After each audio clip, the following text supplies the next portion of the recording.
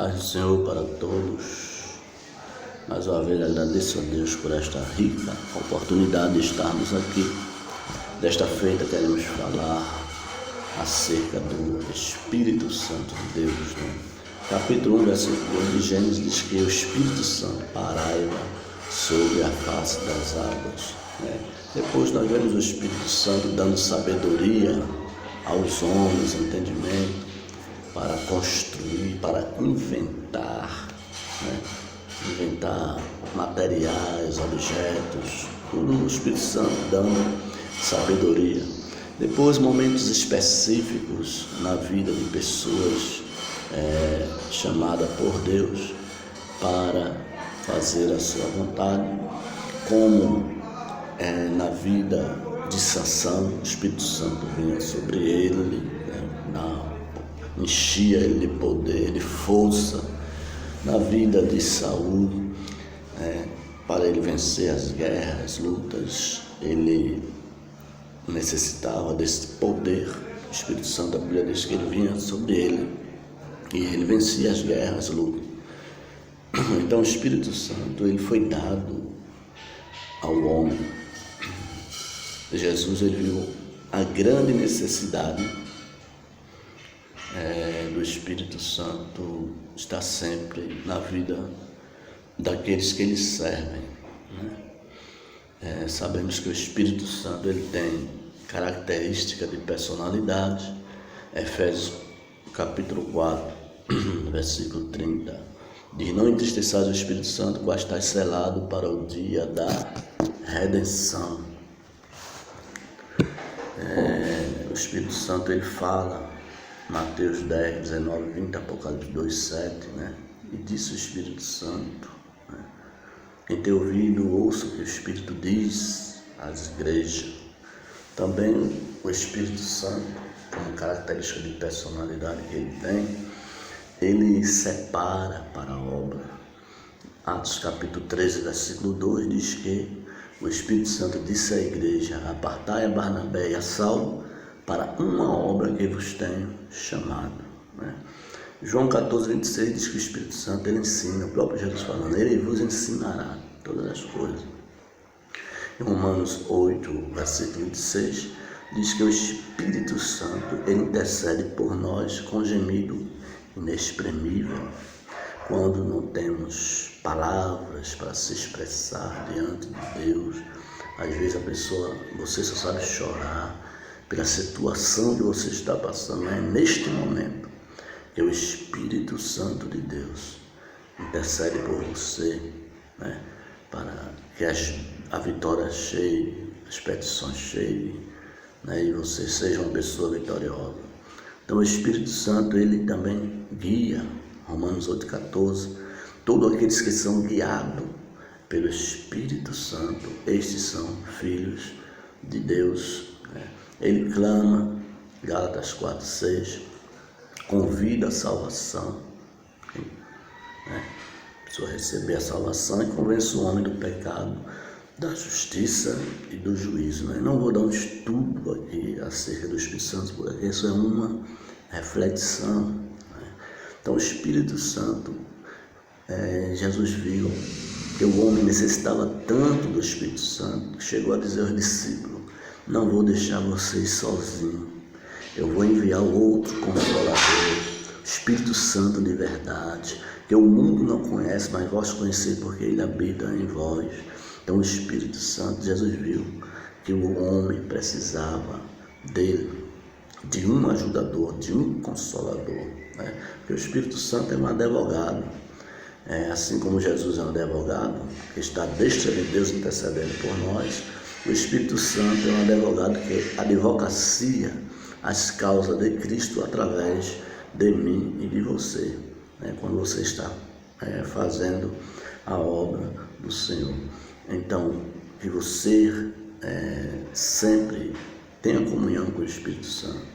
Não entristeçais, o Espírito Santo, fazendo coisas inagradáveis aos olhos de Deus, que Deus não se agrada, porque o Espírito Santo, Espírito, fala da sua personalidade, Santo fala da sua qualidade, então ele é Espírito e ele é Santo, né?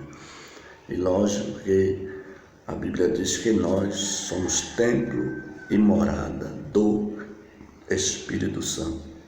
Templo e morada do Espírito Santo. O Espírito Santo ele faz morada, assim, permanece em nós. Enquanto nós estamos em comunhão com Deus, fazendo o seu querer, a sua vontade, o Espírito Santo está conosco, nos orientando. E o homem pode sentir a sua presença, né? Sua presença, pode escutar a sua voz, né? Quem tem experiência com o Espírito Santo sabe, né, do que eu estou falando. Então, o Espírito Santo, ele está conosco, né? É interessante que Jesus chegou até a dizer: se você falar alguma coisa contra Deus, blasfemar contra Deus, contra mim, vocês vão ter perdão, mas se blasfemar contra o Espírito Santo, você não tem perdão. Então, porque fala, o Espírito Santo está aqui representando tanto o Pai como o Filho.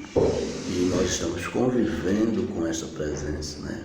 O ministério que estamos passando, né, que estamos seguindo, é o chamado Ministério do Espírito Santo, né? É um Espírito Santo que está realizando a obra de Deus através dos seus servos, né? Então, quem tem o Espírito Santo, essa pessoa se torna filho de Deus. Os irmãos estão lembrados do capítulo 1 de João, versículo 12, diz: todos quanto receberam a Jesus, ele deu o poder de se tornar, né, filho de Deus. Então, a pessoa se tornou filho de Deus na proporção.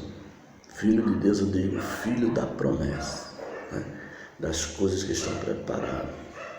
Porque Deus é Pai de toda a criação, não é isso? Mas para a pessoa receber galardão, para a pessoa receber a herança que está preparada na eternidade, é necessário aceitar Jesus, se tornar filho de Deus e ser guiado pelo Espírito Santo. Irmão, vocês se lembram que eu disse em Romanos 8, versículo 14, diz que todos aqueles que são guiados pelo Espírito Santo de Deus, estes são filhos de Deus. Versículo 16 diz que o Espírito Santo, capítulo 8, versículo 16, testifica com o nosso espírito que nós somos filhos de Deus. Versículo 17 diz: se somos filhos, somos herdeiros de Deus e co-herdeiro de Cristo. Herdeiro de quê? Das coisas que estão preparadas nos céus para nós, na eternidade. Por isso que vale a pena a gente conservar a nossa vida em comunhão com Deus, para que o Espírito Santo esteja sempre em nós, né? Perder o Espírito Santo, a pessoa perde a presença, perde a glória, perde a motivação, perde, né, o amor, a vontade de fazer a obra de Deus, né? A pessoa fica frio, parado, cruzado os braços e não quer mais falar da grandeza de Deus e fica cada dia mais distante de Deus. Mas que você possa receber o Espírito Santo, e se tem, conserve esta presença dentro de você, né? Se não teve ainda uma experiência com o Espírito Santo, ore a Deus, entregue a sua vida ao Senhor e você vai ver o Espírito Santo trabalhar de maneira gloriosa no seu viver, né? Ele tem vários nomes, né, na Bíblia: Espírito de adoção, porque nós somos filhos adotivos, né? Israel é filhos eleitos, nós somos filhos adotivos, e o Espírito Santo nos dá esse direito de filho dentro de nós. Ele é chamado de Espírito da promessa, Efésios capítulo 1, versículo 13, porque é uma promessa de Deus, é o derramamento do Espírito Santo na vida das pessoas. O Espírito Santo é chamado também Espírito de glória, 1 Pedro capítulo 4, versículo 14, porque ele manifesta a glória de Deus, né, através de sinais, prodígios e maravilhas. E também tem alguns símbolos do Espírito Santo, né, como fogo purificador, como a pomba, como o vento, como o azeite, como o orvalho. Então, tudo isso são símbolo relacionado ao Espírito Santo. Agora, que nós não possamos, né, pecar contra o Espírito Santo. Existem vários pecados contra o Espírito Santo. Dureza do coração, a pessoa, coração duro, não quer abrir-se para as coisas de Deus, né? O pecado imperdoável, como eu falei, que é a blasfêmia contra o Espírito Santo, Marcos capítulo 3, versículo 28 e 29. Resistir ao Espírito Santo também é um pecado que a pessoa que resistir ao Espírito Santo não quer saber dele, né? É contra ele, e isso é grave. E também entristecer o Espírito Santo, né, com coisas erradas, coisas que Deus não se agrada. Efésios capítulo 4, versículo 30. Então, que Deus abençoe cada um, que possamos conservar esta presença gloriosa. Você é templo e morada do Espírito Santo de Deus. 1 Tessalonicenses capítulo 5, versículo 19. Não apagueis o Espírito, ou não extingueis o Espírito. Não tire o Espírito Santo da sua vida, porque sem ele nada somos e nada podemos. Mas com ele você pode dizer, eu sou filho de Deus. Com ele você pode dizer, tudo eu posso naquele que me fortalece.